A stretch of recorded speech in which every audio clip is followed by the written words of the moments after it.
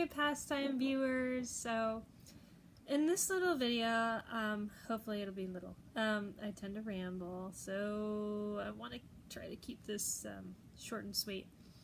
I know that in the past few years, I want to address the issue of the word control. It's such a little word, and yet it's kept coming up in the Christian community. I've heard it in churches, I've heard it regarding the community, I've heard it regarding our nation, like especially with this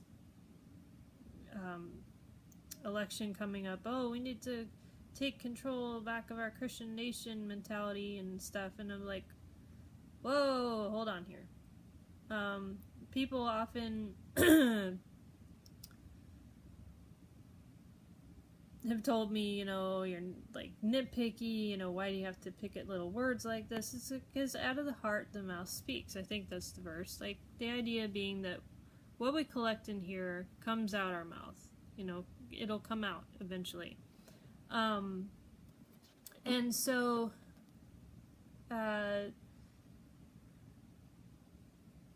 there has been an adoption of this word control in an unhealthy way. Number one, because it is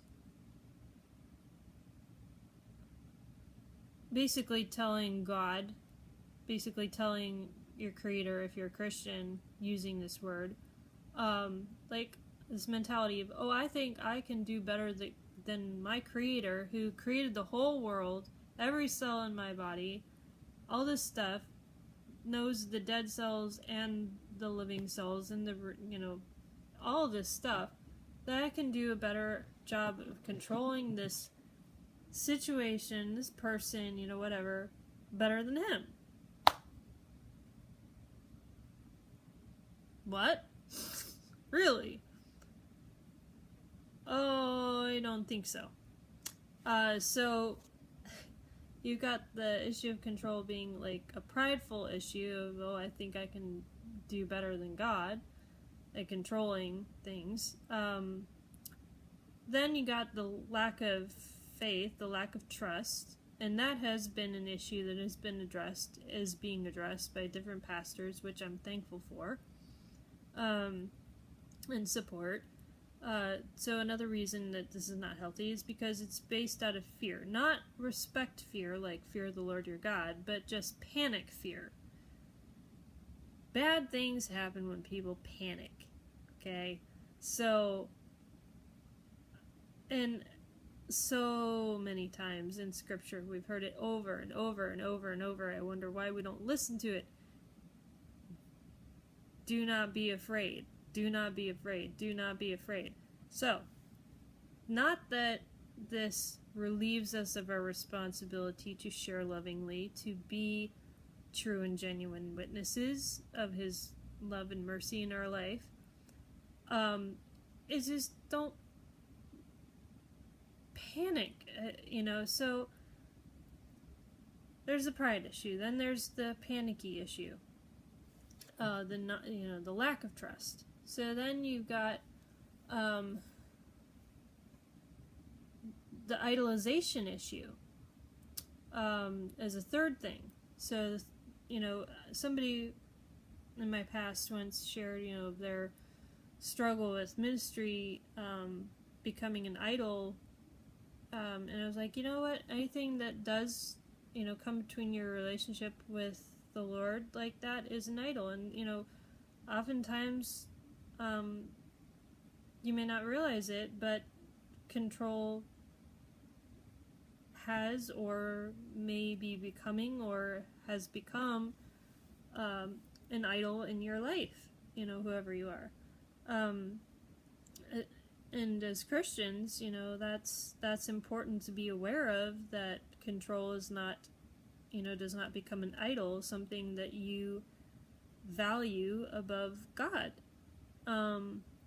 And it is our human tendency to do so,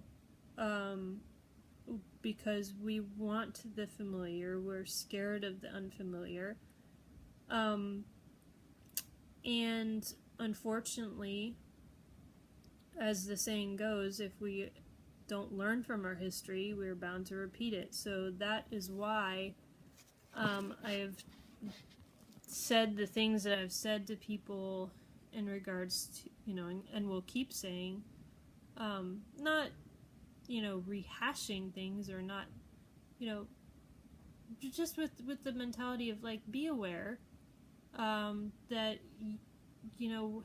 Christianity has had its own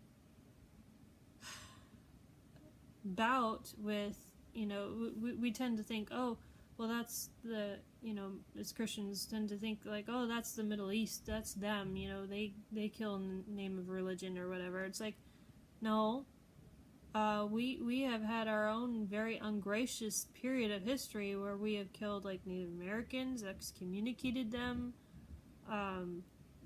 other people groups as well. There was a lot of horrendous stuff that has gone on in Christianity as history. So, because people wanted to control other people.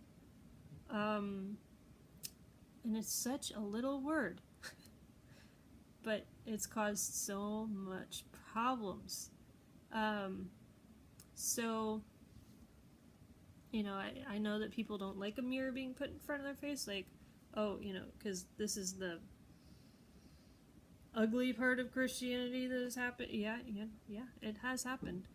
And so I just, it is our responsibility, the scripture says, to not be deceived, to keep aware, to keep sharp, not out of fear, but just, to be aware. So anyway,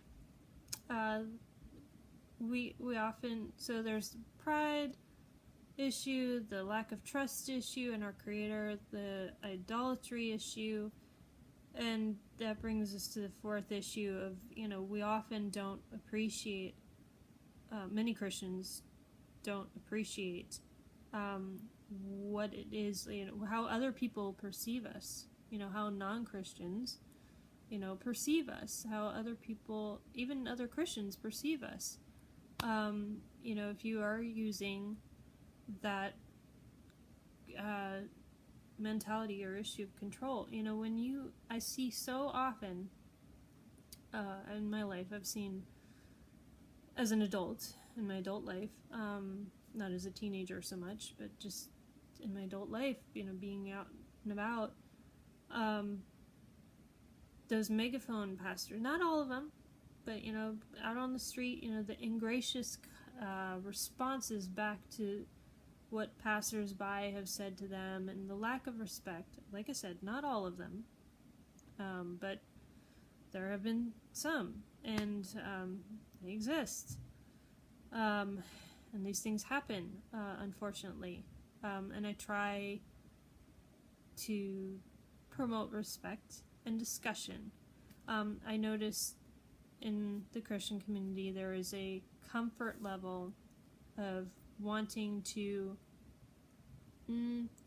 just share what you're familiar with the Bible, and not like, and not everybody is called to this. I understand this, okay? So I understand that not everybody is called to this, but for me, I like to know what what other people are being taught, and to go into a discussion. Okay, your thing says this, scripture says this, so let's compare the two. Yes, you need to put on the helmet of salvation, guard yourself, guard your mind and your heart, and in your own personal journey you may not be at a point of strength to do that. Totally understood. But so often we as Christians have and continue, unfortunately, people are scared of Christians and don't like us because the tendency is to be mean. The tendency is to portray God as some being who will spiritually rape them, rape their inner core, because you're so forceful. I'm not saying don't love fiercely. There's a difference, you know, because with this whole issue of control, you know, the whole issue of concern, well, not to be complacent and yada yada. When I look up control in Blue Letter Bible, that's my favorite online concordance to go to. I know there are others, but it talks about self-control and, you know, working and exercising that relationship with your creator. That's not lazy at all. And so when we promote self-control, that's not lazy, that's loving fiercely, that's caring. I know that, you know, to kind of broaden this a little bit, I struggle with condensing and I'm basically like doing a thesis paper here with, you know, putting into a little article, but you know, do a vlog, but you know, people may bring in the argument, oh, well, God instituted the Sabbath, and, you know, he was a rabbi, he upheld the Sabbath, and yes, he did, and the feasts, but he didn't do it with the mentality of, you must do this, you know, like, or else I'm gonna hate you and do all this bad stuff to you. No, we're the ones as humans who did the whole, we're gonna do this bad stuff, or, you know, we're gonna hate or whatever. He did it so that we could experience him more deeply and more fully. And so, you know, now you've got this skewed perspective that needs to help to be changed, that God isn't this, like, hateful enforcer that's gonna, like, spiritually, I'm sorry to put it bluntly, but it I'm sure some people feel or perceive, like, you know, that God is this hateful being that's going to spiritually rape them, which is simply just not true. There's such a deep, deep, deep love that we as humans are totally incapable of fully portraying, you know, but we're just a taste, and we should be